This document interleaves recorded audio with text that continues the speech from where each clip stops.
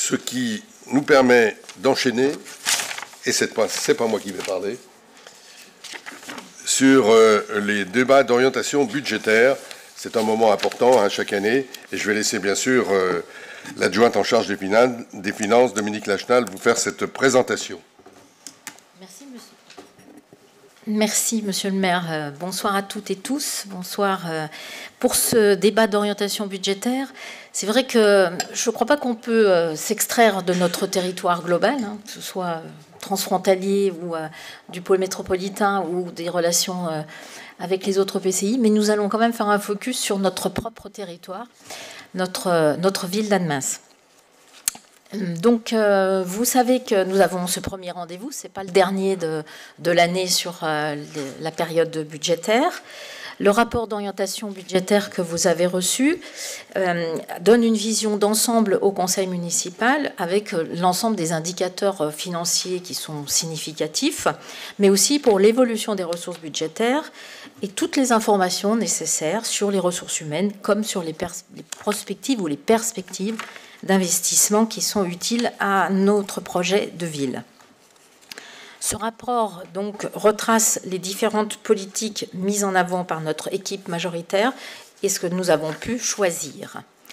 La gestion des finances publiques que nous privilégions dans cette ville d'Annemasse est absolument caractérisée par une grande rigueur, et cela dans un objectif évident de maintenir la santé financière de notre ville, santé financière nécessaire pour nos projets.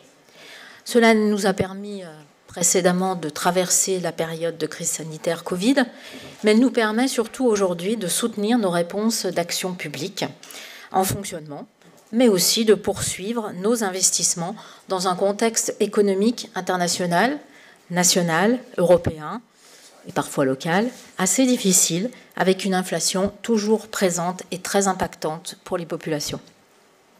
Nous devons continuer à garantir, bien sûr, des réponses de services publics, et ceci en qualité, pour répondre aux besoins de nos habitants. Mais il faut aussi accompagner, soutenir vers l'accès aux droits, comme évidemment dans les nouveaux usages. Nous devons créer, peut-être innover, poursuivre les investissements indispensables au développement urbain durable de nos espaces publics nécessaires à une qualité de vie en ville et de qualité de ville pour tous. Vous allez avoir une présentation, comme d'habitude, vous connaissez. Je remercie d'ailleurs le service des finances et son directeur pour cette préparation. Les éléments essentiels vont apparaître, les éléments principaux et significatifs de notre rapport. Ils vont dessiner les axes qui vont pouvoir étayer à terme la proposition de budget primitif 2024 que nous vous ferons lors du prochain conseil. Il y a des petits changements, c'est-à-dire qu'en fait, on est censé donc faire cet exercice dans les 10 semaines qui précèdent l'exercice du budget primitif. On sera évidemment dans les temps. La construction du budget principal, du budget primitif, 2024, va s'accomplir, comme je l'ai dit, dans un contexte national de croissance très limitée et de nécessaire économie publique. On entend les déclarations tout le temps. Si la loi de finances 2024 avait été construite sur une hypothèse de croissance à plus de 1,4%, aujourd'hui, nous savons que les déclarations gouvernementales sont bien inférieures. Nous sommes sur un territoire où notre population évolue. Les besoins de services publics ne faiblissent pas, ceci dans ce contexte d'inflation et d'un grand coût des matières premières et même alimentaires très lourd pour nos habitants. Donc en choisissant de faire progresser en 2023 nos recettes financières, notamment grâce aux contributions directes, nous avons acquis une marge de manœuvre qui nous permet de garantir la solidité de nos finances publiques et de soutenir nos dépenses de fonctionnement tout en poursuivant nos dépenses d'équipement et nos projets structurants. Nous allons passer à la présentation en tant que telle. Je vais essayer de vous donner des éléments. Comme il est tard, je sais que vous êtes gourmand d'informations et on va essayer de vous donner l'essentiel. En première partie de cette présentation, je souhaitais qu'on fasse un petit point sur la DGF, la dotation globale de fonctionnement. Donc là, vous avez un tableau qui reprend vraiment la composition nationale, évidemment. La dotation globale de fonctionnement avait légèrement augmenté en 2023, mais elle connaît à nouveau une augmentation et elle est fixée à plus de 27 millions d'euros, 27 milliards, dont 19 milliards pour le bloc local, dont 12,6 milliards pour le bloc communal. Alors évidemment, ça ne va pas tout à la ville d'Annemasse, vous en doutez. La dotation forfaitaire demeure identique, mais la hausse globale de cette DGF permet de financer deux hausses. La hausse notamment des dotations de péréquation que vous voyez sur le document.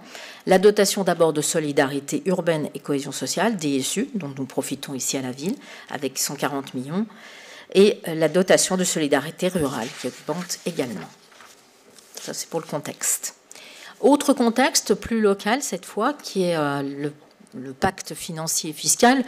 Je ne vais pas peut-être vous refaire la présentation, mais vous savez que c'est quand même un pacte qui a été élaboré en 2016. C'est pour ça que vous avez toujours l'attestation de l'attribution de compensation de départ. Ce pacte vise à financer le développement local et à instaurer une solidarité au bénéfice des communes qui accueillent, quant à elles, des quartiers prioritaires de politique ville. Nous sommes deux, Gaillard et Annemasse. Les attributions de compensation sont donc cette solidarité. Chaque année, pourtant, il y a une révision, c'est pour ça qu'on a une diminution année après année, puisqu'on diminue de cette part initiale, eh bien, le FPIC, qui est donc la péréquation horizontale, qui est pris en charge par Annemasse Agglo, des transferts de compétences successifs, ZAE, transfert de la compétence conservatoire, et depuis peu de temps, le transfert de la compétence banque alimentaire. Et donc ces éléments-là font que pour 2023, vous retrouvez dans le tableau une mise à jour qui donne un montant de compensation de 1 716 310. Vous doutez bien que celle de 2024 sera également diminuée, mais on y reviendra plus tard. Enfin, je peux déjà dire que ça sera 1 625 000 à peu près. Pour un petit point sur un point qui est toujours intéressant et qui est fondamental quand même, puisque c'est quand même la base de notre action publique, c'est les ressources humaines de notre ville. Là, on a plusieurs tableaux qui vont vous être présentés et qui permettent d'avoir un petit peu un point de vue global sur ce que sont nos ressources humaines, nos richesses humaines, disent certains, pour la ville. Donc la rémunération, en ce qui concerne la structure de la rémunération, toujours 2023, évidemment, vous avez une masse salariale globale qui s'élève à 29 millions, comme vous le voyez là, 873 000, et qui est composée principalement de son traitement de base à plus de 14 millions. Mais vous constatez également que nous avons près de 25% de cette rémunération qui est composée par le régime indemnitaire qui constitue vraiment notre levier, puisque nous n'avons pas d'influence sur le traitement de base, malheureusement. Ce n'est pas de notre compétence. Et donc, du coup, au moins, ce régime indemnitaire est à notre main pour marquer notre connaissance et notre prise en compte des difficultés que peuvent connaître également les fonctionnaires.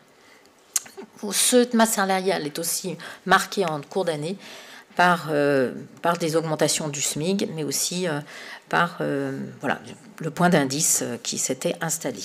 L'augmentation du point d'indice qui était extrêmement important pour nos populations. L'évolution des ressources humaines par habitant, comme vous le voyez avec ce graphique d'en haut, on voit une évolution qui est relativement constante de 2017 à 2021 avec cette masse salariale par habitant. 2022, on voit une légère augmentation qui apparaît, qui est aussi la marque de l'évolution du point d'indice à 3,5 à cette époque-là. Donc ça impacte la masse, évidemment, et puis les évolutions du SMIC. En 2023, cette évolution continue, là aussi, avec l'attribution de compensation partielle à la forte hausse des inflations. On retrouve dans la partie basse, enfin plutôt dans la masse... dans la ligne verte, excusez-moi, le nombre d'agents pour 1000 habitants. Et vous voyez qu'on constate une certaine stabilisation quand même, ou stabilité de ce nombre, car notre nombre d'habitants augmente moins vite que la population, alors que les besoins, eux, augmentent. Tout cela est confirmé dans le tableau qui est en dessous, avec, vous voyez, 614 habitants en ETP, soit 15,9 agents pour 1000 habitants. C'est les éléments essentiels. Nous continuons notre petite visite sur les éléments et les données des RH. Vous avez ce premier tableau qui montre les effectifs par sexe et par filière. Vous voyez que dans ces filières, il y a différentes filières évidemment, mais le montant, je voulais quand même attirer votre attention sur le fait que nous avons 720 agents, dont 487 femmes et 233 hommes.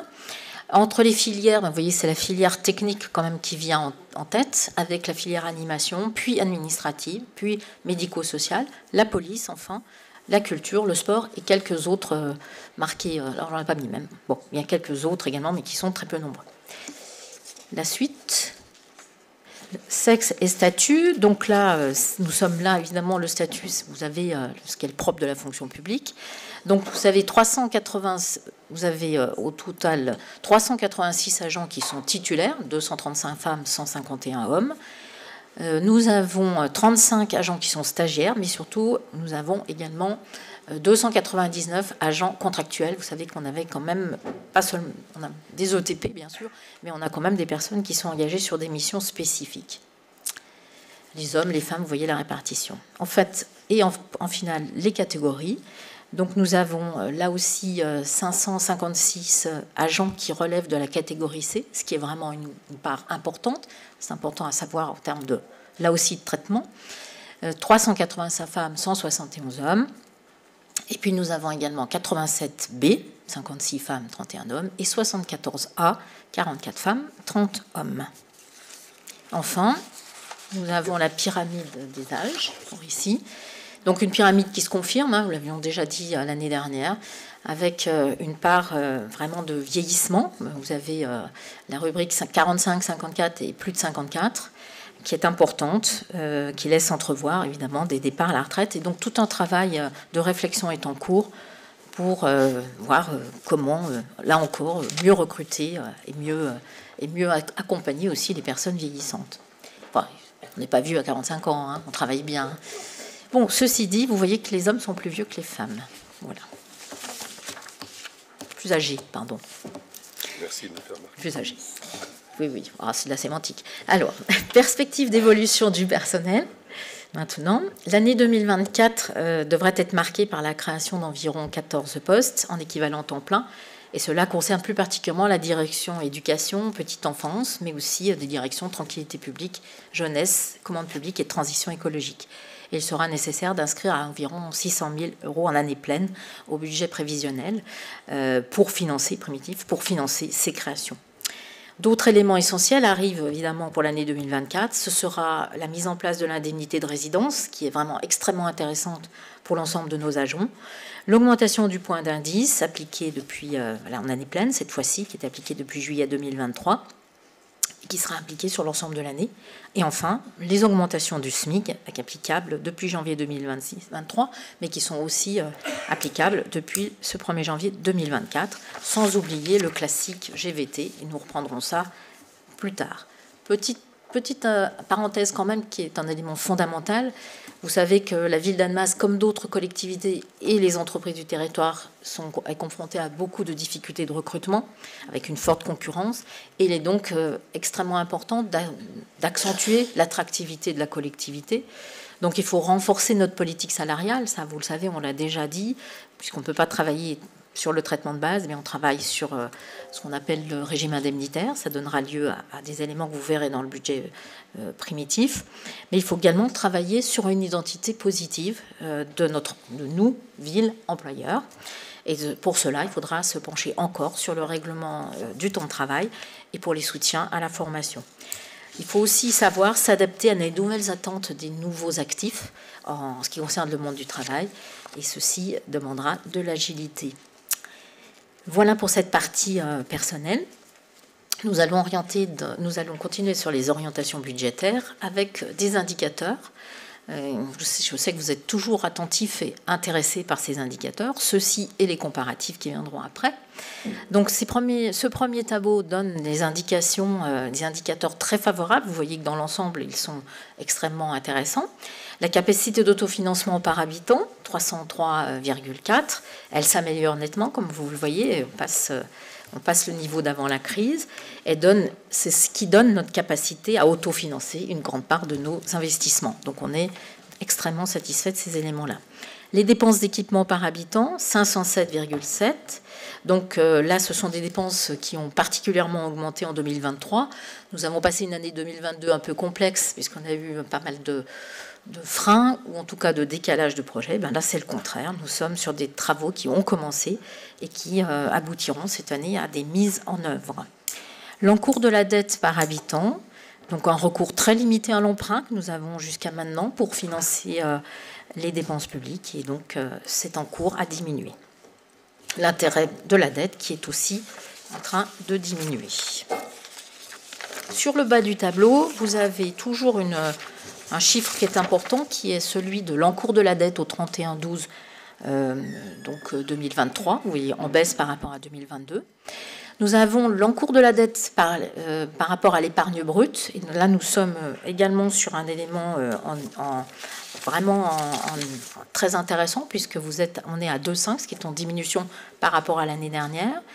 Le ratio, c'est ce ratio de désendettement qui est vraiment intéressant également et qui est évidemment lié à la forte augmentation de l'autofinancement que je vous ai évoqué tout à l'heure et un faible recours à l'emprunt.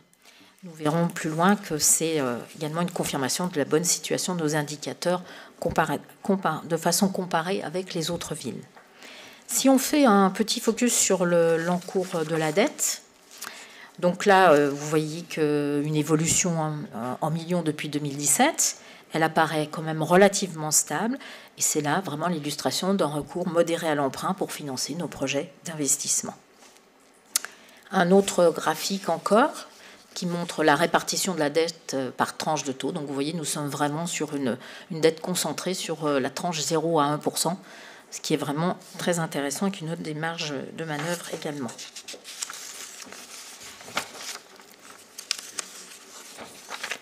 Nous arrivons aux indicateurs comparatifs, ce qui est toujours un exercice intéressant. Nous sommes là sur une comparaison avec plus d'une centaine de villes. C'est issu des sources, ils sont issus évidemment des villes de France, à périmètre constant, des villes entre 20 000 et 100 000 habitants à peu près. Et donc dans chaque indicateur que vous regardez là, vous voyez que la ville se situe extrêmement favorablement par rapport à la moyenne nationale. Que cela soit pour les dépenses d'équipement plus particulièrement, ou encore par rapport à notre niveau de dette, en ratio de désendettement ou en capacité de désendettement. Je ne vais peut-être pas lire la totalité de ces éléments, mais un élément qui me semble intéressant, c'est bien vous attacher à l'épargne nette par habitant, aux dépenses d'investissement par habitant, au l'encours de la dette par habitant, également par rapport à nos recettes de fonctionnement, et puis l'encours de la dette par rapport à notre épargne nette, brute, que je vous ai déjà évoqué tout à l'heure. Donc en fait, ce que je veux dire en conclusion de ce document qui est extrêmement intéressant, c'est que cela constitue de vraies marges de manœuvre, de réelles marges de manœuvre par rapport à notre dette et donc à nos futurs investissements. Si nous passons maintenant, toujours en orientation budgétaire, au fonctionnement, nous avons examiné les recettes de fonctionnement. Vous retrouvez dans ce tableau les données par année 2020 à 2022 en termes de CA, de compte administratif, et pour le réaliser 2023. Vous avez quelques indications de tendance par rapport à ce que pourra être notre budget primitif 2024. Les recettes sont profondément marquées par une augmentation réelle sur cette année 2023, plus que par rapport à 2022. Cette augmentation est due à plusieurs éléments importants. Nous trouvons l'augmentation des produits des contributions directes que j'ai évoquées tout à l'heure, qui sont vraiment là un apport important pour l'équilibre de notre fonctionnement et pas que, mais surtout pas que, et avec la hausse du taux et la revalorisation des valeurs locatives d'habitation. Nous avons vraiment sur ce document un effet sur l'évolution de notre capacité d'autofinancement. On trouve aussi la compensation financière genevoise. Vous savez qu'elle a été augmentée cette année. À l'inverse, on a des droits de mutation qui sont un peu en diminution. C'est une contracture peut-être un peu du marché. Une progression du produit du casino. Donc ça, c'est une bonne nouvelle quand même, puisque c'est encore des travaux en cours. L'augmentation des recettes du forfait post-stationnement, ça c'est toujours un peu une surprise, mais bon, les contrôles s'effectuent et je pense qu'il y aura des modifications quand même dans les usages des utilisateurs. La diminution de la taxe sur l'électricité, en fait, ce sont des modifications de versement, des règles de versement. L'évolution des produits, des redevances, des services, avec l'augmentation de notre capacité d'accueil, notamment en restauration et en centre de loisirs. Je vous rappelle que nous n'avons pas changé notre tarification. Si on se projette un peu sur l'année, je voulais juste continuer, 2-3 mots sur l'année 2024. Nous pouvons envisager quand même une progression de nos recettes fiscales, c'est ce qui est projeté dans la case qui est complètement à droite, avec certainement des recettes du casino à peu près équivalentes, mais des recettes fiscales aussi. On peut se projeter sur un maintien de la compensation financière genevoise et un maintien des produits de nos recettes tarifaires. Nous aurons certainement une continuité de diminution des produits de mutation et certainement une baisse aussi de la FPS. Voilà, c'est ce chose que je voulais dire pour ne pas prendre trop de temps. Nous avons un petit focus sur les bases de l'évolution de nos bases d'imposition 2024. On est bien là, on voit bien l'augmentation qui s'est faite sur l'année 23. Donc le produit attendu que vous voyez tout en bas, le produit attendu pour 2024 atteindrait 23 864 521, auquel s'ajouterait la majoration de la taxe pour la taxe d'habitation sur les résidences secondaires à 504 000 et quelques, soit un produit de 24 368 909. Il est proposé de maintenir en 2024 le taux d'imposition de 2023. Je ne sais pas si j'ai un peu de temps quand même, je peux dire 2 mots en plus. Allez, la valeur locative, j'attire votre attention sur l'augmentation de la valeur locative qui est liée aux locaux d'habitation, qui est revalorisée à 3,9. Pour le foncier bâti, les prévisions de hausse vont atteindre à peu près 4,5. C'est les revalorisations des bases, aussi, bien sûr, et la variation physique des bases. Il faut savoir qu'on est quand même sur une année de déclaration. Je ne sais pas si vous êtes tous peut-être concernés. On a eu la mise en place par la direction des finances de la télédéclaration pour les biens fonciers en 2023. Elle a conduit malheureusement à des doubles impositions qui ont fortement majoré les bases réelles de la taxe d'habitation sur les résidences secondaires en 2023. Les services de la direction des finances nous conseillent de prévoir des bases attendues en 2024 sur le fondement des chiffres notifiés en 2023. Voilà, c'est cet élément qui est important à évoquer. Enfin, pour la taxe d'habitation sur les résidences secondaires, une revalorisation à hauteur de 3,9. Si nous continuons, nous revenons sur le fonctionnement toujours avec cette fois-ci les dépenses. Les dépenses en 2023 de fonctionnement évoluent de plus de 8,2%, soit 51 222 000.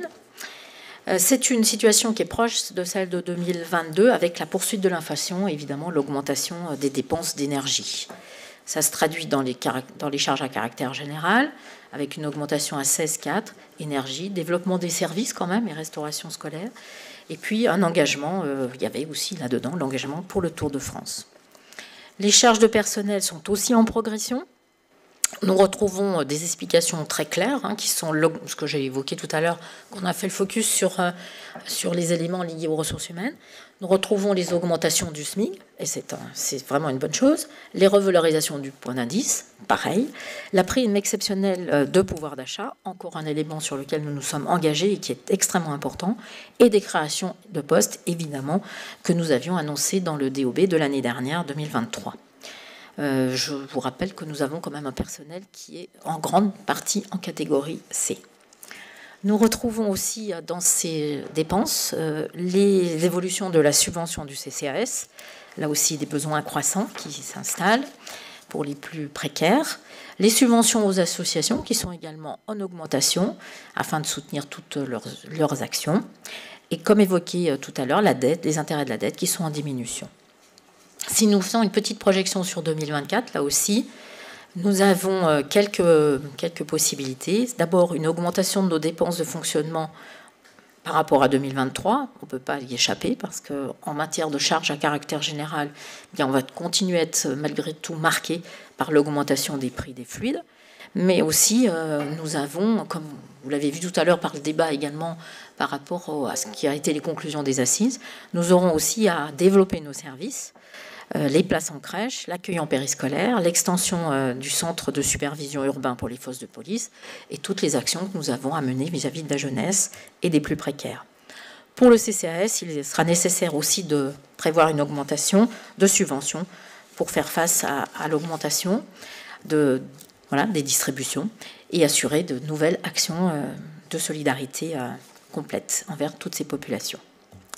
Nous avons aussi une continuité de soutien aux associations en général. Pour les charges de personnel, il sera nécessaire de se projeter sur une augmentation de 7,3%, qui prendra en compte ce que nous avons annoncé dans l'exposé sur les ressources humaines sur les perspectives 2024, avec des créations de postes à hauteur de 450 000, le glissement vieillesse technicité qu'il faut prendre en compte, l'évolution du point d'indice que j'ai évoqué en année pleine, l'indemnité de résidence, ça peut être quand même 600 000 euros, et l'évolution du SMIC. On a peut-être un... Voilà, ça nous donne quand même une image de l'évolution de nos dépenses de personnel, avec quand même dans un contexte d'évolution de population et de réponses très importantes que nous avons en matière d'éducation, de tranquillité publique, de transition écologique et de solidarité. Nous allons passer à l'investissement. D'abord les recettes, puis les dépenses qui sont sur le même tableau. Évidemment, là, on s'en tient aux différents comptes administratifs 2020, 2021, 2022 et le réalisé 2023. Je vous renvoie pour les perspectives 2024 et plus à la prospective pluriannuelle que nous verrons tout à l'heure. Vous découvrirez là donc des recettes qui sont à la hauteur de 21 442 000 pour le réaliser, soit en progression par rapport à l'année 2022. On l'a dit tout à l'heure. On retrouve l'affectation du résultat, je ne m'attarde pas. Le fonds d'investissement de la TVA qui progresse à nouveau. On note le montant élevé de subventions perçues, mais c'est normal puisqu'on a plus de réalisations. Il faut noter que là-dedans, il y a une grosse partie du solde des financements pour le PEM. On a aussi le produit des emprunts à hauteur de 2 millions, puisque nous avions évidemment limité fortement notre recours à l'emprunt, étant donné les forts taux qu'il existait à ce moment-là. On sera dans une situation plus favorable en 2024. Nous avons les amortissements et la taxe d'aménagement. Pour les amortissements, on est là sur des éléments liés à Château-Rouge, et on aura peut-être une situation un peu différente parce qu'il y a des éléments qui changent en matière de règles. Donc on aura peut-être des périodes un peu de creux sur cela, j'y reviendrai lors du budget. La taxe d'aménagement, elle a aussi un mode de perception qui change, et on touchait par avance, et bien là ça va changer en 2023, on va toucher au fur et à mesure. Donc ça sera évidemment des choses différentes. Voilà, les dépenses d'investissement cette fois, ce sont des dépenses d'équipement fortement en hausse, et c'est vraiment la reprise, après une année 2022 de report. Là, on est vraiment sur une année 2023 qui a marqué réellement le démarrage des travaux, après les temps d'études et certains décalages.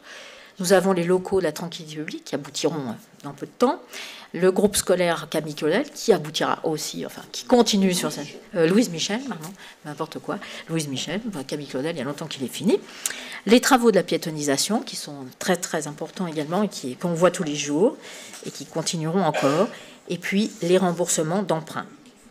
Si nous examinons plus particulièrement le graphique d'évolution de nos dépenses, nous avons là, voyons bien la reprise sur l'année 2023, puisque nous sommes dans les démarrages, comme je l'ai dit, et que la tendance va se poursuivre en 2024, parce que nous le verrons plus loin.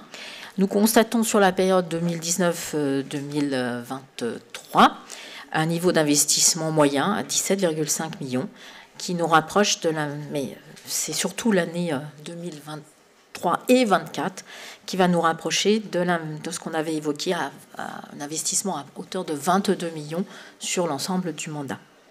Nous étions engagés à cet élément-là dans notre mandat. Si nous continuons sur l'épargne, vous avez des colonnes significatives là également. Ce niveau d'épargne atteint un niveau très élevé en 2023, comme vous le voyez, avec aux alentours de un peu plus de 11 millions. 2022 avait progressé, bien sûr, déjà par rapport à 2021, mais qui n'avait pas encore, en rattrapant pas encore 2019. Et c'est évidemment, là c'est vraiment net, à mettre au bénéfice de la hausse de la fiscalité et de recettes intéressantes que nous avons reçues sur l'année 2023. Nous disposons évidemment ainsi d'une marge de manœuvre très intéressante pour nos investissements futurs. Alors ça fait sourire toujours tout le monde, mais comme c'est obligatoire, je suis obligée d'en parler. Je vais essayer d'être simple. En fait, le besoin de financement se mesure en section d'investissement, c'est pour ça qu'il est là. Ce graphique traduit l'évolution du besoin de financement, qui est égal à l'excédent des dépenses sur les recettes au cours du même exercice. Et donc ici, si les ressources, ce qui est notre cas là, vous voyez, sont supérieures aux dépenses, le besoin de financement est négatif. Ici, il est de moins 809 178. Il constitue donc une capacité de financement, une marge complémentaire qui rentre dans le fonds de roulement pour financer nos investissements. Voilà, encore des marges d'investissement. Voilà pour cette partie orientation budgétaire.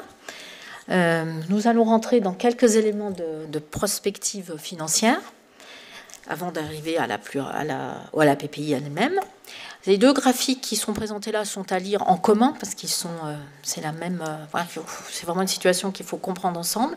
Ce profil d'extinction de la dette, d'abord, il montre le profil à dette constante, c'est-à-dire en termes de stock de dette constant.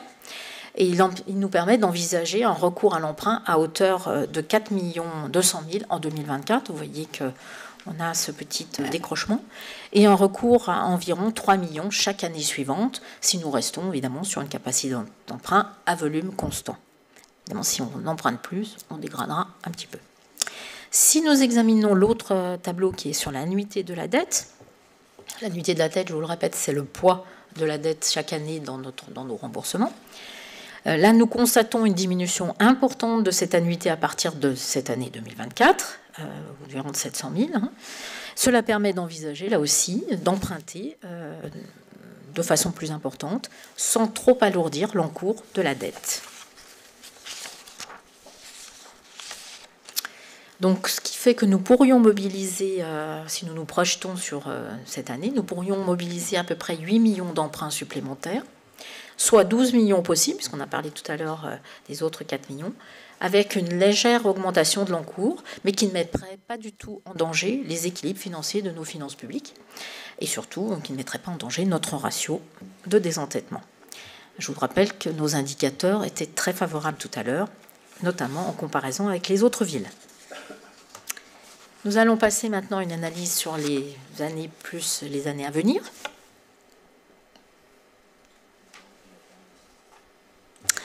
D'abord, en fonctionnement, eh bien, on voit ici que nos projets, si nous s'inscrivons sur les années à venir, c'est-à-dire jusqu'à la fin du mandat, nous nous inscrivons sur des réponses aux besoins de nos habitants sur la période 2024-2026, et nous trouvons un certain nombre nous avons identifié un certain nombre de réponses en fonctionnement que vous connaissez pour partie déjà.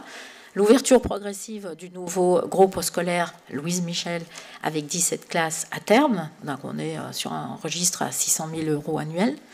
Une augmentation de la capacité de nos restaurants scolaires, 500 places probablement, et puis les claviers également, autour des 250 places, avec là aussi 200 000 à peu près euros à prévoir en annuel. Des policiers municipaux à prévoir en termes de recrutement et assumer aussi le fonctionnement, la mise en œuvre du centre de supervision urbaine, du CSU, 120 000 également annuels. Des agents pour les espaces verts et pour la voirie, ce qui est important, 120 000 également. Des places de crèche, soit en structure privée, autour d'une vingtaine de places pour 300 000, mais également une crèche dans le nouveau groupe scolaire, là aussi, mais oui.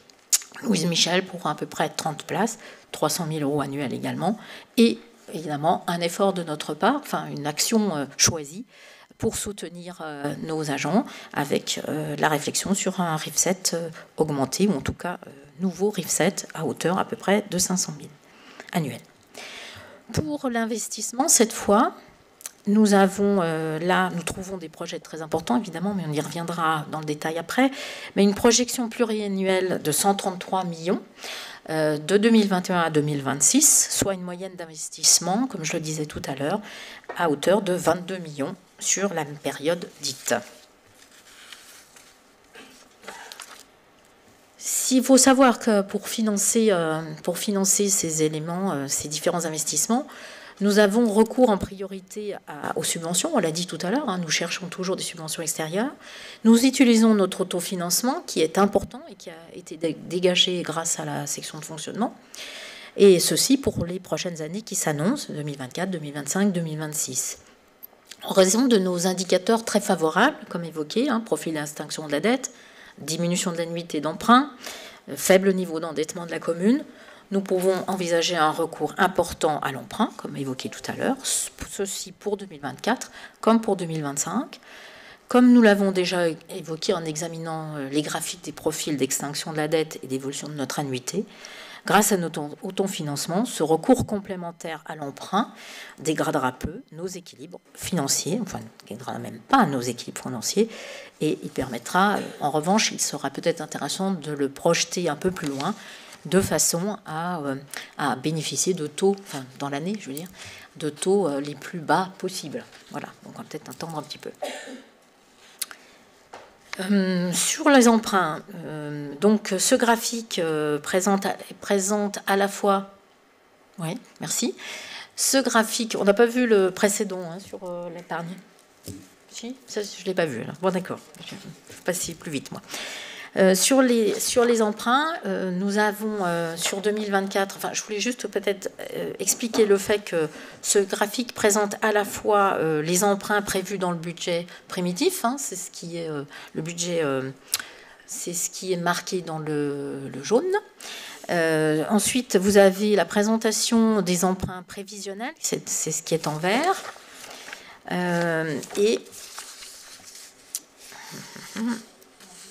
Non, le réalisé est en bleu, le budgété BP plus BS en vert et le primitif, je l'ai dit tout à l'heure, en jaune.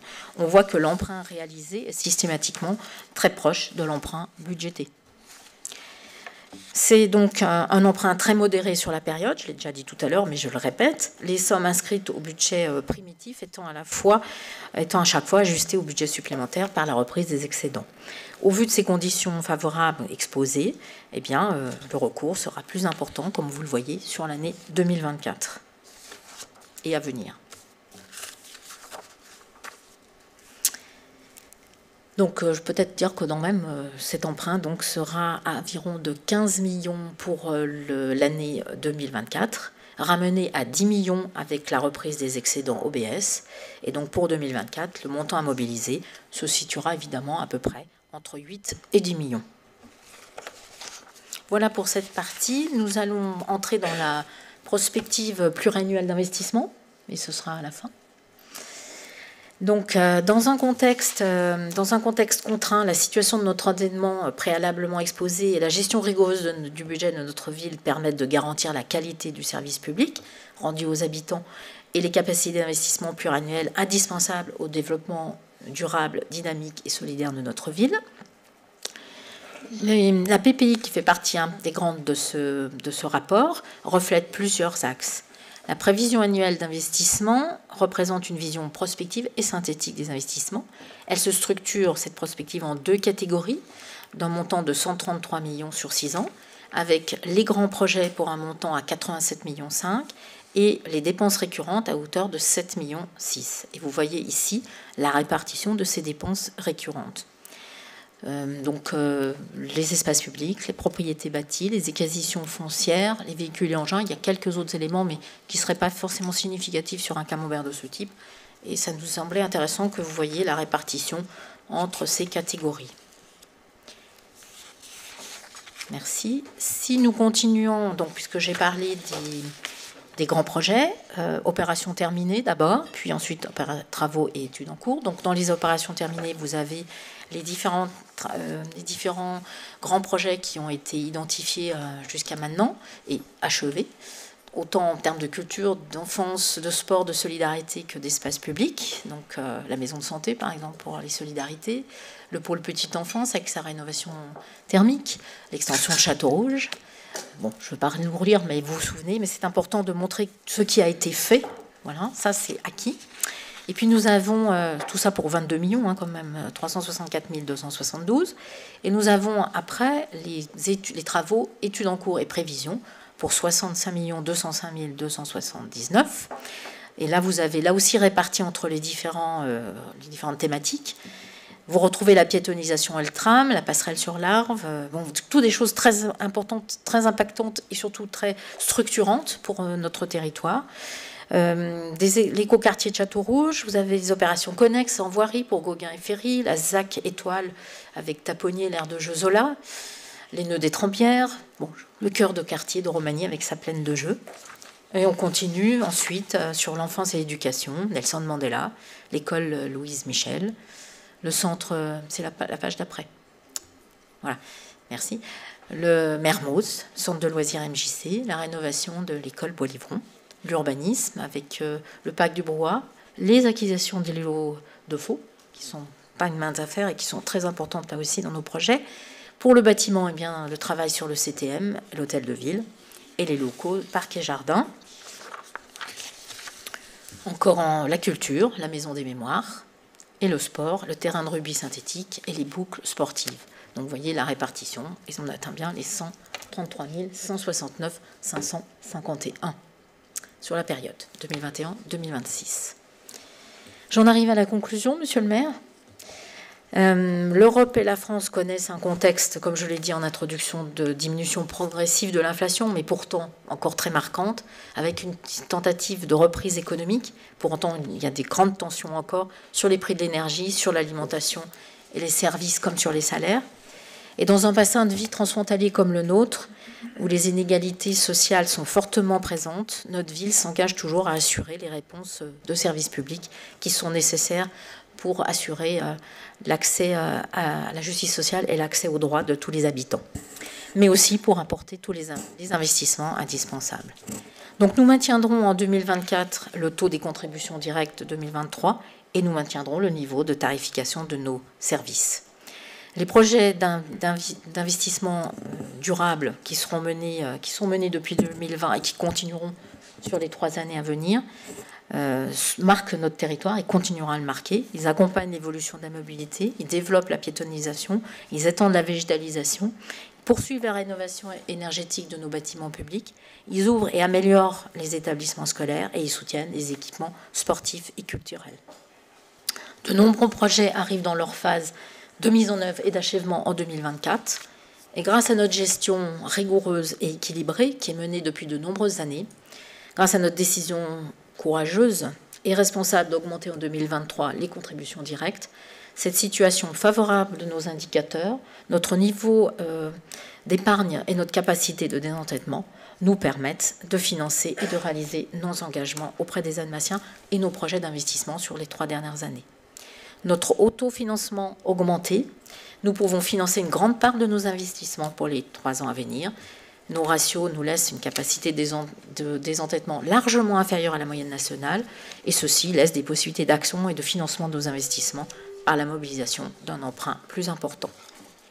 Donc nous choisissons de continuer à faire progresser Annemasse sans hypothéquer son avenir. Merci beaucoup Dominique pour cette présentation très complète et surtout qui situe bien nos capacités et qui montre que l'on a une gestion, disons, qui anticipe nos dépenses et qui fait qu'on a une gestion de nos finances extrêmement saine et qu'il a fallu prendre, tu l'as dit, des décisions courageuses. On les a prises et je m'en félicite parce qu'aujourd'hui, on va pouvoir atteindre tous nos objectifs sans mettre en difficulté les finances de la ville. Voilà, je vous laisse bien évidemment réagir sur cette présentation. Maxime Gaconet. Oui. Ce qui est bien avec la majorité, c'est que tous les 5 ans, c'est une gestion extrêmement rigoureuse et chaque année, enfin une année, c'est un peu la panique et il faut augmenter les taux et voilà. Donc c'est un peu une récurrence. En tout cas, l'année dernière, j'avais parlé d'insincérité des chiffres pour motiver l'augmentation de l'impôt. Et je constate que la compensation genevoise, alors je n'ai pas retrouvé le chiffre que j'avais annoncé, mais je crois même qu'il était inférieur à ce qui a été réalisé déjà. Donc, vous allez me dire, oui, on ne peut pas le savoir, le taux de change, etc., enfin, tout ce qu'on peut imaginer, des frontaliers en plus. Il n'empêche que l'augmentation était quand même bel et bien ce que j'avais annoncé. Idem pour le casino, je crois qu'il y avait une légère baisse, d'ailleurs, dans les tableaux que vous aviez présentés. Voilà, pareil, il y en a un tout petit peu plus. Mais surtout, il y a une donnée que je n'avais pas prise en compte, c'est le FPS, qui, lui, est passé de 500 000 à 1,4 million. Voilà.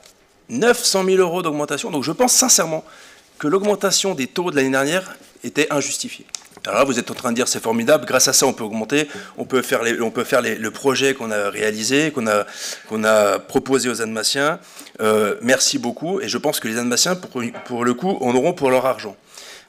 Il n'empêche que 1,4 million de FPS, moi personnellement, ça me surprend énormément. C'est vrai que la voiture tourne, et là on constate une légère baisse d'ailleurs annoncée pour 2024 à 950 000 euros, ce qui est tout de même un record puisqu'elle tourne sur 4 ou 5 rues dans Annemasse. Donc voilà, j'espère que les chiffres seront justes cette fois-ci. On parle quand même à un moment donné de sobriété. Enfin, le président en a parlé, le président de la République en a parlé, Bruno Le Maire en parle. Tout le monde dit bah voilà, il faut réduire un peu la voilure. Et nous, on fait tout l'inverse. On augmente parce qu'on avait dit depuis le départ, il faut 22 millions d'investissements. Voilà, ça c'est votre marotte, c'est votre totem peut-être d'immunité pour ceux qui regardent un peu Koh-Lanta. C'est un peu votre totem, il faut faire 22 millions. Peu importe ce qu'on fera, il faut les faire. Et c'est vrai qu'on aurait pu s'attendre sincèrement avec tout ce qu'on entend aujourd'hui à un peu plus de sobriété, on va dire, puisque voilà, chacun doit faire des économies, et nous, eh ben, on développe encore un peu plus. Parce que ce qui se passe, c'est que bien sûr c'est de l'investissement, c'est 27 millions, c'est de l'investissement. Mais les investissements, c'est toujours suivi de fonctionnement, de budget de fonctionnement. Et donc on va vous voir revenir, peut-être dans 5 ans si vous êtes toujours à cette place, en nous disant, bon bah là, il faut de nouveau qu'on augmente les impôts pour que ça passe. Et l'année d'après, on va reprendre 20 millions d'investissements. Donc c'est vraiment une ritournelle dans votre majorité qui commence à devenir un peu insupportable. Je tiens à le dire ici, le taux d'imposition n'est pas à vocation à être que dans la progression. Tout le monde s'habitue à ce que le taux, les bases, les taux augmentent, parce que voilà, les bases augmentent, oui, c'est certain, mais les taux, eux, n'ont pas forcément vocation à ne faire qu'augmenter. Et donc, quand on découvre votre budget, on aurait pu se dire, finalement, bon, on s'est un peu trompé sur quelques chiffres. Là, on peut investir, on peut emprunter 10 millions d'euros. Moi, j'aurais pu attendre, sincèrement, de votre part, de réguler l'erreur qui avait été faite l'année dernière, d'augmenter les impôts. Ce n'est pas fait, dont acte, les Annemassiens s'en souviendront. Après, moi je suis assez étonné parce qu'il y a eu un débat il n'y a pas longtemps à l'Agglo, où l'Agglo recherchait 6 millions d'euros pour boucler son budget. On en a assez parlé dans le point numéro 1, où c'est les EPCI, où chacun doit vivre ensemble, essayer de comprendre, de fonctionner. Voilà, il manque 6 millions, donc on va être sûr qu'on va avoir le taux d'imposition de l'Agglo qui va augmenter, donc ça va être une double casquette pour tous les propriétaires de cette ville et de cette agglomération. Et c'est vrai qu'on aurait pu se dire, ben voilà, on apprend de nos erreurs.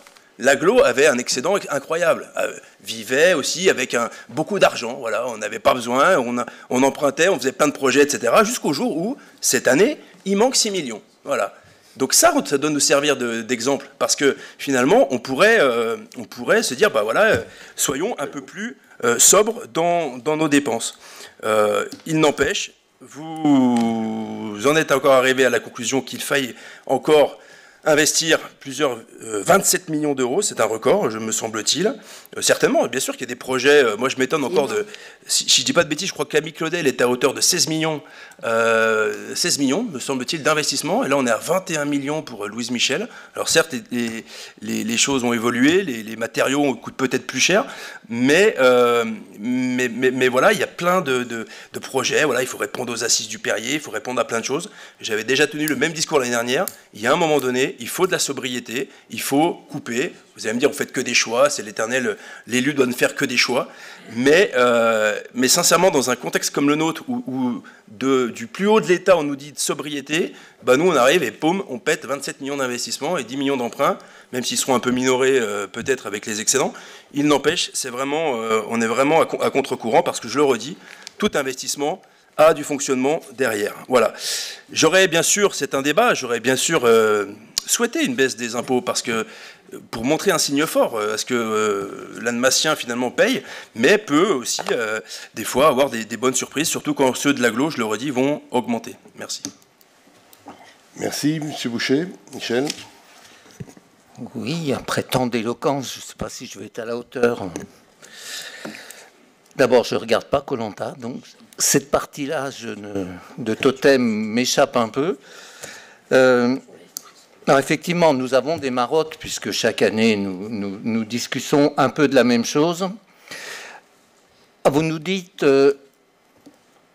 en parlant de l'État qui préconise voilà, c'est la voie de la sobriété, etc. Non, l'État, actuellement, c'est la voie du libéralisme, ça s'appelle.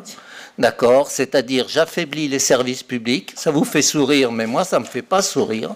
J'affaiblis les services publics, je mets la santé dans une situation catastrophique, c'est ça l'État actuel, effectivement, qui n'augmente pas les impôts, puisque c'est un totem, alors de Koh Lanta, j'en sais rien, mais c'est un totem, absolument aucune taxe. Voilà. Et bien ça, c'est pas la voie de la raison, c'est la voie du libéralisme, et je pense que c'est la voie d'une évolution de la société qui ne va pas bien, et qui, si on en reste là, continuera à aller de plus en plus mal. Moi, je crois beaucoup au service public, je crois beaucoup à la régulation par le service public, et nous sommes un service public, et il est important que nous ayons les moyens d'avoir des actions au service de notre population. On aurait pu, M. Gacquonet, sans doute ne pas augmenter les impôts. Madame Lachenal a parlé de courageuse et responsable, que c'était une action courageuse et responsable, je le crois franchement. Je ne sais pas si elle est courageuse, en tout cas elle est responsable. Elle est responsable parce qu'elle... Je vais reculer un peu dans le temps, j'en ai le droit, j'ai un peu d'ancienneté dans la fonction. Voilà. On arrive, quelle est la situation actuelle? On est à 2/3 de notre mandat. On est à la fin d'un cycle de réalisation qui a commencé il y a déjà bien longtemps, qui a été travaillé, réfléchi, en réflexion, proposé aux Annemassiens dans une grande réflexion qui s'appelait Annemasse, ma ville demain. Et le demain du passé est devenu aujourd'hui. C'est-à-dire qu'aujourd'hui, là, on termine les grandes réalisations dont la ville avait parlé il y a très longtemps, et on est, j'ai envie de dire, à l'apogée de ces réalisations, parce qu'effectivement, en ce moment, personne ne peut nier qu'il y a sur la ville de grands travaux qui sont menés, et qui ne sont pas forcément faciles à gérer, n'est-ce pas, Pascal? Voilà, on peut en être témoin. Mais nous sommes à la fin d'un cycle de réalisation. Et à la fin de ce cycle de grandes réalisations, on a des finances saines. Et vous devriez en être satisfait, Monsieur Gacquonet. Ça permettra aux futurs élus, quels qu'ils soient, de pouvoir continuer à travailler sereinement dans cette ville avec des finances saines. Pour moi, c'est extrêmement important. C'est pour ça que je dis que cette augmentation, elle était responsable. Elle est responsable devant l'avenir. Il y a tant de communes qui finissent un mandat avec des finances exsangues, avec des gens qui reprennent en pouvant rien faire. Eh bien, effectivement, sur notre commune, il n'y aura pas besoin de faire un audit ou quoi que ce soit des finances. Elles seront saines. Vous pourrez, les uns et les autres, qui que ce soit qui sera élu et aux responsabilités à ce moment-là, avoir les moyens de faire ce que vous proposerez aux Annemassiens. La sobriété, Monsieur Gacquonet, j'ai dans mon cartable un document que je garde précieusement, qui est votre campagne électorale, Monsieur Gacquonet. Je l'ai gardé précieusement d'un bleu, voilà, d'un bleu horizon, si vous voulez, enfin peu importe la couleur du bleu, bleu en tout cas, qui, et j'en avais fait les comptes, nous en avions fait les comptes, était, entre guillemets, beaucoup plus coûteux et beaucoup moins sobre que notre programme. Voilà, je peux vous le dire, parce que j'étais effectivement directeur de campagne d'une autre liste à ce moment-là, et évidemment, un directeur de campagne regarde très précisément ce qui se passe dans le camp d'en face. Et c'était le cas, Monsieur Gacquonet. Vous aviez une pléthorique d'actions, d'initiatives, on n'en fait jamais assez, donc on va faire plus, etc., qui auraient coûté énormément cher. Donc il y avait deux solutions. Soit vous n'auriez pas fait ce que les aviez promis aux Annemassiens, soit vous auriez fait comme nous. C'est-à-dire que vous auriez effectivement... Vous auriez donné les moyens de pouvoir mener votre politique, ce qui est absolument normal. Ça va vous faire sourire, mais nous sommes sobres, monsieur Gaconnay. Je peux vous le dire. Je peux vous le dire qu'à chaque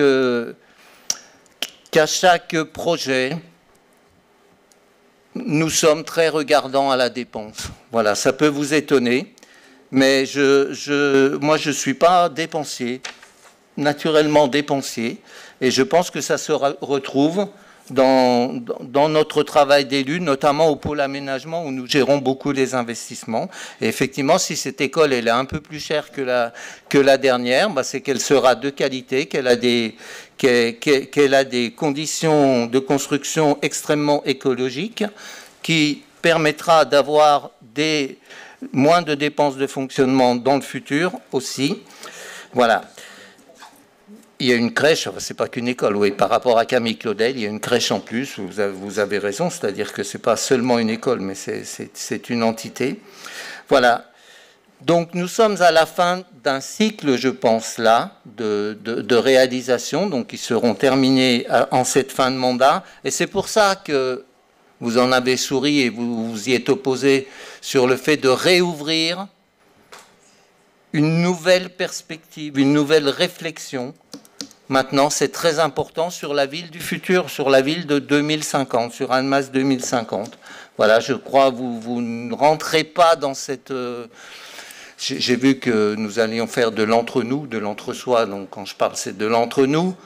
Voilà, je lis de temps en temps ce que vous écrivez, de moins en moins, mais je lis de temps en temps ce que vous écrivez.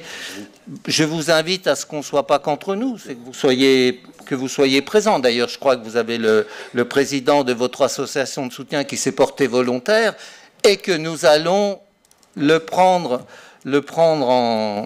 avec plaisir dans le comité de pilotage. Donc enfin, à moins que je me trompe, mais il me semble bien que M. Maïka est le président de votre... Donc il aura le plaisir d'être avec nous, donc on ne sera plus qu'entre nous, ça sera avec lui. Voilà, et donc un peu avec vous. Donc j'en finis pour dire que là, nous sommes dans une situation, effectivement... Alors, bien sûr, nous avons beaucoup plus de moyens que d'autres villes, ça c'est clair.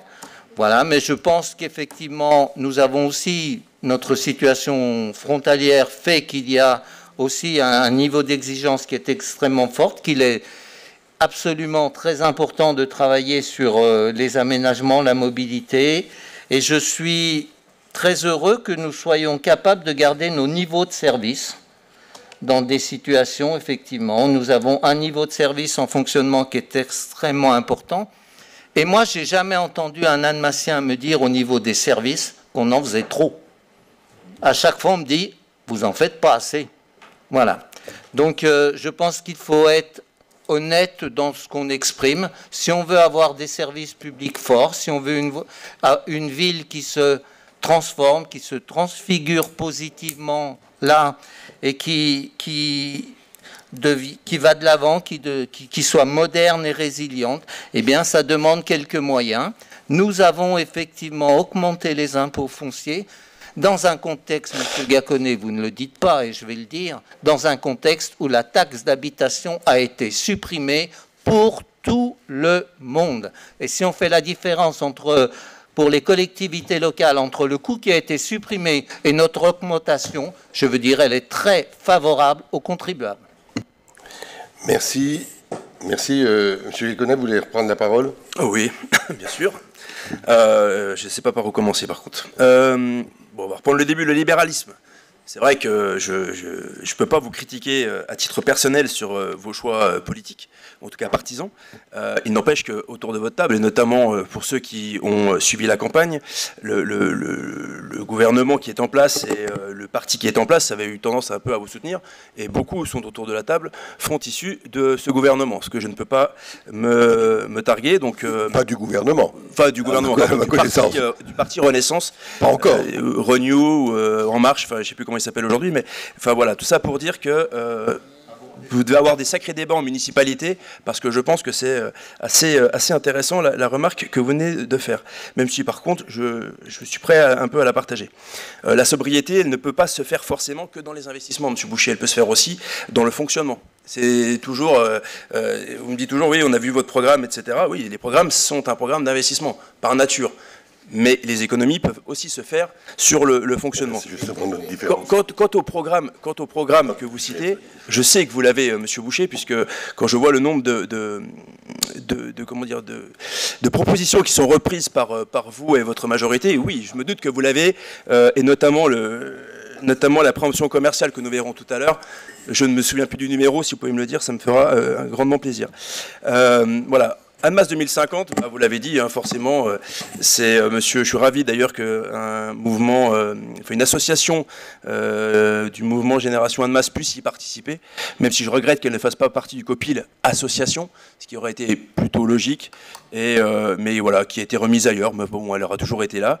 C'est toujours ça de prix. Maintenant, je regrette, et je le dis, que dans les 6 places qui sont autorisées aux élus, aucun de l'opposition, même s'il y a eu de la drague sur un élu de l'opposition en off, et pas envers son chef de file, je regrette que, bien évidemment, le chef de file de l'opposition, en tout cas de notre groupe, parce que je ne peux pas parler au nom des 2 groupes d'opposition, ni même de ceux de gauche que nous ne voyons plus, aurait pu bénéficier d'une place au sein du COPIL Annemasse 2050, ce qui aurait été au moins la moindre des choses, puisque, comme vous l'avez dit, nous ne savons pas qui sera là autour de la table en 2026.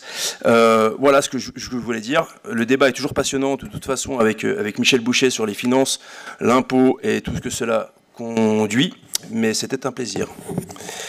Merci. Je ne vais pas revenir sur 2050, mais je pense que vous aurez la connaissance de l'ensemble de la composition du comité de pilotage, et vous aurez peut-être des surprises. Notre volonté, c'est bien sûr d'associer tout le monde. Et il n'y a pas que le comité de pilotage, il y a plein de temps de réflexion. C'est un peu comme les assises. Votre place est là. Venez, vous serez bien accueillis pour travailler à tout moment. Il ne s'agit pas d'un travail entre soi, il s'agit d'un travail entre Annemassiens. Et vous êtes là, à ce titre-là, le représentant d'Annemassiens. Et moi, je suis très favorable à ce qu'il y ait une vraie contribution à ce débat essentiel sur Annemasse 2050. Donc, il n'y a aucun problème à ce sujet-là. Chacun devant prendre ses responsabilités. Moi, je reprendrai en conclusion de mon intervention les éléments sur les totems, chaque totem. Je veux d'abord dire que je suis, je vais le dire, voilà, je suis assez fier d'avoir pu gérer cette commune pendant plus de un temps certain. Voilà. Et de trouver des finances qui sont aussi saines que cela, avec des réalisations aussi importantes, une évolution de la ville aussi importante, Michel Boucher l'a mis en avant, et surtout sans avoir diminué le service aux habitants. Parce que je n'oublie jamais que cette ville est très inégalitaire et qu'il y a des gens qui ont besoin des services publics plus que d'autres. Il y a des gens qui ont besoin d'avoir accès aux restaurants scolaires à des prix bas. Il y a des gens qui ont besoin d'avoir accès à la culture à des prix bas. Et puis il y a des gens qui pourraient payer plus, bien sûr. Et on a donc des tarifs nuancés. Mais ces gens qui payent plus, leur solidarité, c'est l'impôt. Moi, l'impôt, c'est solidaire. C'est une conception solidaire de la vie dans un pays, et je crois que c'est quelque chose d'essentiel. Ça fait peut-être une différence, hein. Voilà, je pense, et les différences en démocratie sont bien évidemment tout à fait acceptables, mais nous affirmons que l'impôt est un premier geste de solidarité, notamment dans une collectivité où il y a de très fortes inégalités. Et en ce sens-là, je veux dire que... et pourtant, on ne dérape pas. On ne dérape pas. On pourrait revenir sur le tableau concernant les RH, le nombre d'agents par rapport au nombre à 1000 habitants. Je crois que ce tableau nous montre très clairement qu'on n'a jamais dérapé, qu'on a augmenté en maintenant les services sans déraper. Donc, si c'est ça la sobriété, ben oui, nous avons été sobres. Je pourrais revenir sur d'autres éléments et sur les tarifs qui seraient à noter. Je voudrais revenir quand même sur quelques-unes de vos remarques, M. Gacquenay. Autant que je sache, il y a un an, personne dans cette salle n'était paniqué. Moi, je n'ai pas eu l'impression de faire un débat d'orientation budgétaire en 2023 paniqué.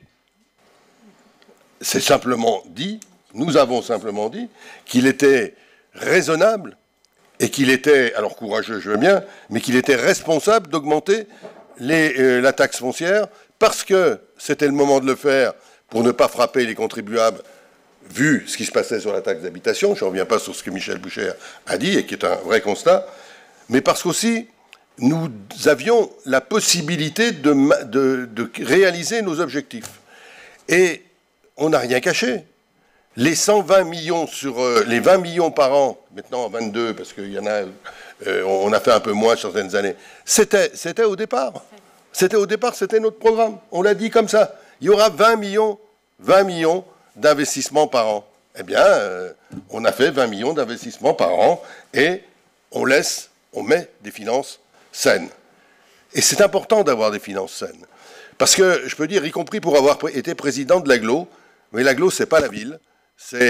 Voilà, il y a des majorités différentes, il y a des diversités différentes, et on sait, vous savez, j'ai présidé l'Agglo, je préside le pôle métropolitain, politiquement, je suis pas majoritaire. Donc je sais aussi gérer avec la diversité et la capacité d'écoute. Ça me semble être une fonction importante quand on a des responsabilités. Je pense que nous avons eu, et dans le nous je me mets moi, comme je mets le président actuel, mais comme on a co-présidé finalement les deux mandats, on est main dans la main, je dis à un moment donné, on n'a pas fait attention.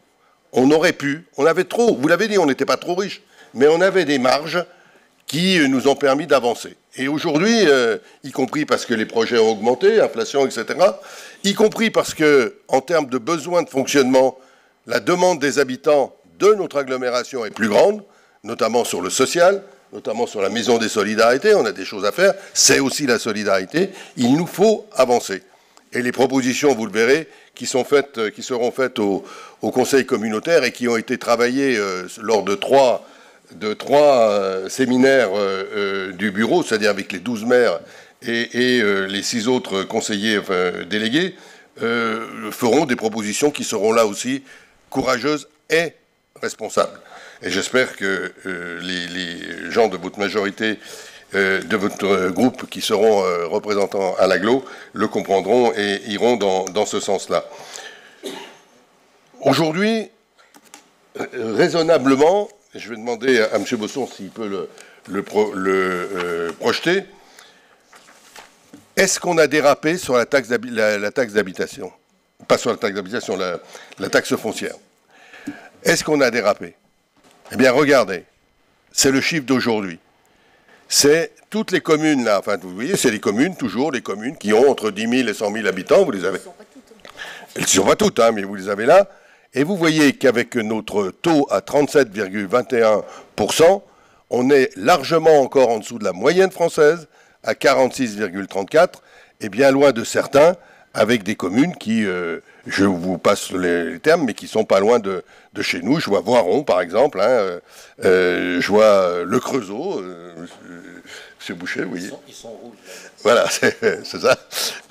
Donc, il y a des chiffres qui sont là. Donc, faire croire aux Annemassiens qu'ils sont massacrés par les impôts, c'est un mensonge. Je le dis, c'est un mensonge parce que les faits sont là. Je crois qu'il faut qu'on soit clair dans cet élément-là. Et je pense que là aussi, on a su être responsable dans l'augmentation des impôts. Je voudrais revenir sur deux points. Oui, sur un point important, vous avez dit, quand on investit, il faut prévoir le fonctionnement. Parfait. C'est justement pour ça. C'est justement pour ça qu'on a prévu cette augmentation. Parce qu'à la limite, en investissement, on aurait pu augmenter la dette.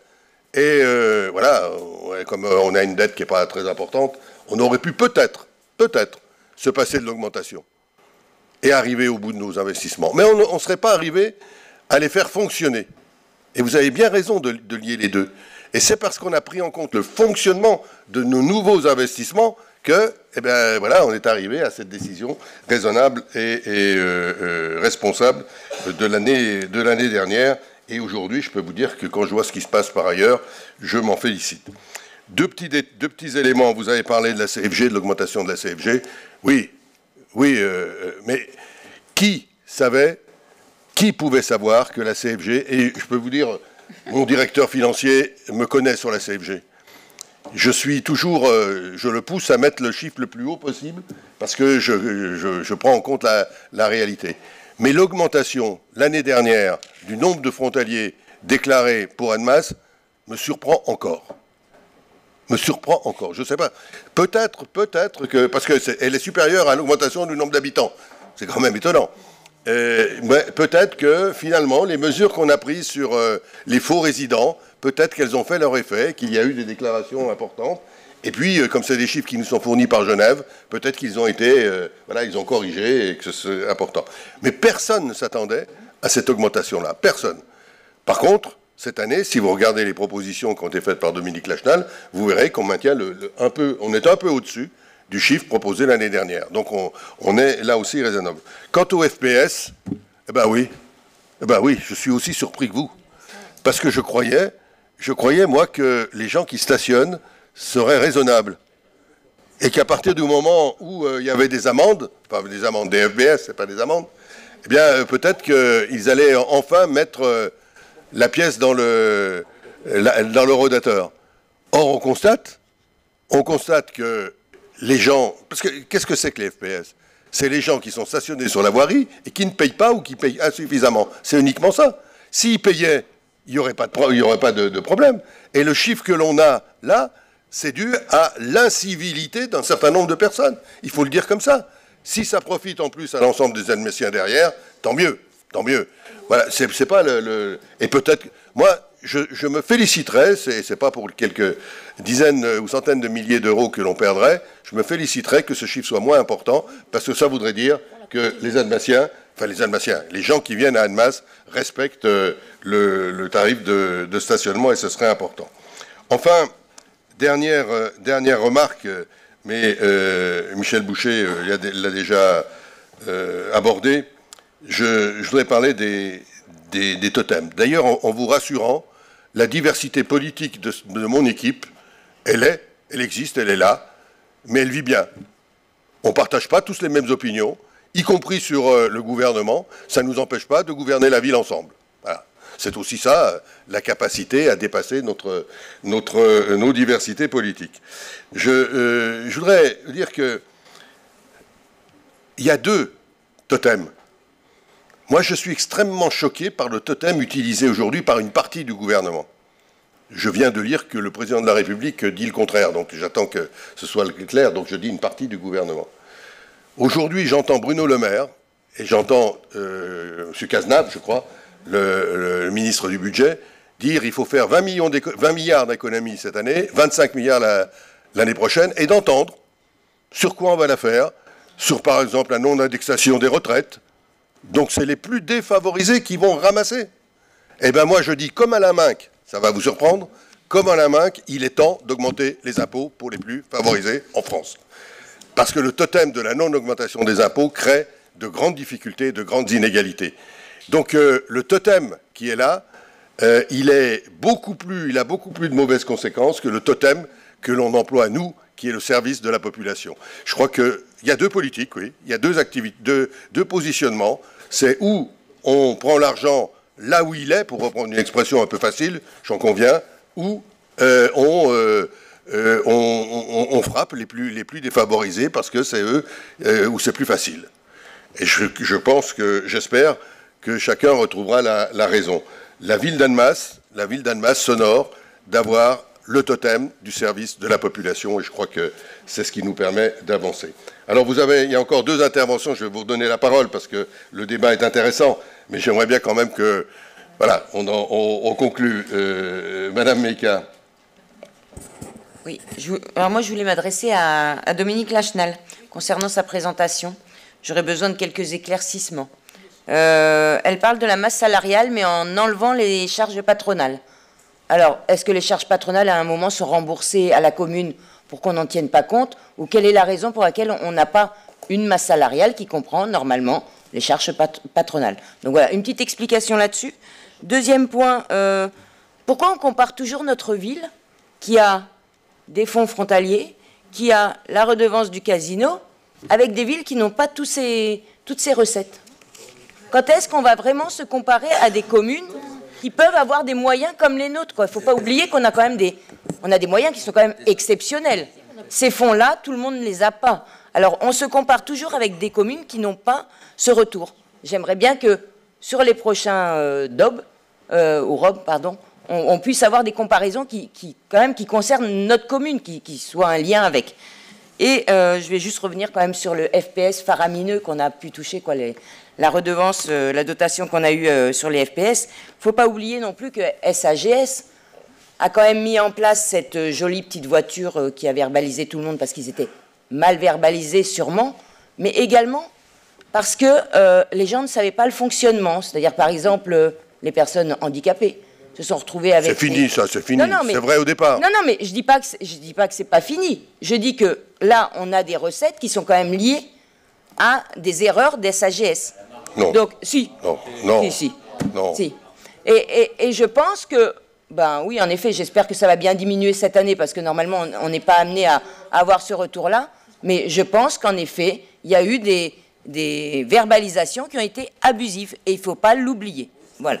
Donc après, j'attends pour Dominique qu'elle puisse me répondre. Moi, sur le FPS, franchement, le FPS, vous le voyez, il revient pas à SAGS, donc il nous revient à nous. Donc, enfin, pas totalité, hein, c'est une partie, et le reste c'est à l'État. Donc je pense qu'il faut en rester là. Et c'est vrai que sur la mise en place, il y a eu des erreurs qui en général d'ailleurs ont été compensées et remboursées. Donc ne vivons pas sur un mois, 2 mois, 3 mois de difficultés. Moi je pensais justement qu'après la mise en route, ça baisserait fortement parce que les gens seraient raisonnables. Eh bien, il y a certaines personnes qui ne sont pas raisonnables. Voilà. Et puis, quand on n'est pas raisonnable et qu'on ne respecte pas les règles, ben on paye. Moi, ça ne me choque pas. Là non plus. Voilà. C'est tout simple. Le taux de paiement reste à 25%. Le taux de paiement, oui, on me le dit. Alors, peut-être M. Bichard, qui a demandé la parole, le précisera. Mais on va bientôt arrêter le débat parce que ça va être trop long. Je voudrais simplement vous dire que on a... Quand la mise en place du système a été mise en place, on était à un taux de paiement de 20%. Aujourd'hui, on a un taux de paiement de 25%. C'était même 18% au départ. On est passé à 25%. Il y a 75% des gens qui ne payent pas. Et bien que ces gens-là soient sanctionnés par le FPS, je suis désolé, ça ne me choque pas. Voilà. Comme l'argent revient à la ville, tant mieux. Mais encore une fois, ce n'est pas là-dessus qu'on va faire nos projets de recettes. Madame Lachenal, peut-être sur... Alors en fait, je ne vais peut-être pas répondre dans le fond, mais simplement la slide qui a été montrée montre la masse salariale globale à 29 millions. Là, il y a les charges comprises, on est bien d'accord. C'est la masse globale que la ville supporte. C'est charges comprises. Voilà, charges comprises. À l'inverse, le tableau qui est en dessous parle de la structure de la rémunération. Donc c'est pour montrer la répartition et donc comment se structure là, le traitement que reçoivent nos agents entre traitement de base, enfin toutes les bonifications, le régime indemnitaire, les heures supplémentaires. Donc là, évidemment, il n'y a pas les éléments de charge. Voilà. Donc c'est sur le... C'est ce qui touche et en haut, c'est ce qu'on dépense. Oui, voilà. C'est très simple, on ne cache rien. Je reviens quand même, parce que j'ai oublié de répondre à votre question sur la comparaison des villes. Vous savez, il y a des villes, d'abord, il y a des villes qui ont des casinos, plus importants que celui d'Annemasse, dans celles qui sont là, hein, largement, et qui ont beaucoup plus de recettes.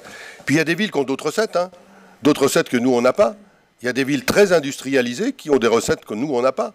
Donc, la CFG fait partie des recettes normales de cette ville. C'est pas une recette. Si c'était pas une recette normale, ça voudrait dire que Genève a qu'à la garder. C'est une recette normale. Attention à ce que vous dites. Attention à ce que vous dites. Vous risquez, c'est pas votre sentiment, j'en suis persuadé, mais vous risquez d'aller dans le sens de certains à Genève qui disent qu'on donne trop d'argent aux Français. Voilà. Eh ben non. Je vous rappelle que les accords de 73, ils sont très clairs. C'est pour compenser. La phrase est très claire, c'est pour compenser les charges des travailleurs frontaliers qui vivent sur le territoire français. C'est très clair. Si ces travailleurs étaient chez nous, ils paieraient les impôts chez nous et, par exemple, le versement mobilité serait bien plus important qu'il n'est aujourd'hui parce qu'il y aurait plus d'employés dans les entreprises. Donc, ne sortez pas une recette pour dire qu'elle est en trop. Non. Elle fait partie globalement des recettes de la ville et je pense que les comparaisons se font à recettes égales. On ne va pas aller éplucher chaque budget, c'est les chiffres d'organisation qui sont mis en place. Je fais une dernière tournée de prise de parole et je pense qu'on pourra en conclure. C'est Madame Meïka encore. Ah ben écoutez, je sais, oui. Donc, non, dans l'ordre, à ce moment-là, c'est M. Abicher. Voilà, donc je voulais juste préciser que les FPS, c'est complètement juste, qu'il n'y a pas d'erreur, c'est-à-dire que si une personne considère que c'est un FPS à tort, il y en a beaucoup, il y a des erreurs, mais elle est remboursée. Donc, globalement, le montant qui est indiqué là, c'est le montant net, hein, on a déduit tout ce qui a été remboursé, donc c'est effectivement des gens qui acceptent de reconnaître, qui ont payé, et qui acceptent de reconnaître que c'est dû, qui n'ont pas payé leur stationnement, donc ils le payent après. Il n'y a rien d'anormal et rien d'exagéré dans cette notion-là. Merci. Merci. Une dernière intervention, M. Iaconet ? Oui, elle sera sur votre dernière phrase, et la mienne sera courte également. Vous dites d'aller chercher justement l'argent sur les personnes les plus aisées. Je voudrais juste faire une mise en garde, parce que c'est un peu le sentiment qu'on entend, la petite musique qu'on est en train d'entendre monter ici du côté français, par rapport à la vision des frontaliers. Je l'ai entendu, en tout cas je l'ai lu dans le compte-rendu du Conseil d'Aglo en disant les frontaliers sont très bien payés, etc. Et des fois j'ai l'impression d'entendre un peu le MCG du côté français. Et je me dis des fois c'est un peu le même sentiment. En tout cas c'est ce que j'ai compris. Et en fait, là où je voudrais juste vous mettre en garde par rapport à l'augmentation des taux, c'est qu'ici à Annemasse, il y a beaucoup de propriétaires qui ne sont pas frontaliers. Des gens qui sont là depuis très longtemps et qui ont du mal, j'avais déjà dit la même chose l'année dernière, mais qui ont du mal à finir les fins de mois. Donc toujours penser que les frontaliers, qui sont peut-être un atout financier par rapport à la compensation genevoise, qui sont aussi un problème par rapport à la vie de tous les jours ici sur notre bassin de vie, ne doivent pas être non plus considérés par les Français et les élus français par des vaches à lait. Parce que, à vouloir taper sur eux pensant qu'ils sont tous propriétaires, qu'ils ont tous beaucoup d'argent, il y en a beaucoup qui viennent ici quelques années et repartir chez eux sans investir sur notre territoire, ils sont juste locataires. Et les propriétaires les plus impactés, finalement, sont les Annemassiens historiques de notre ville.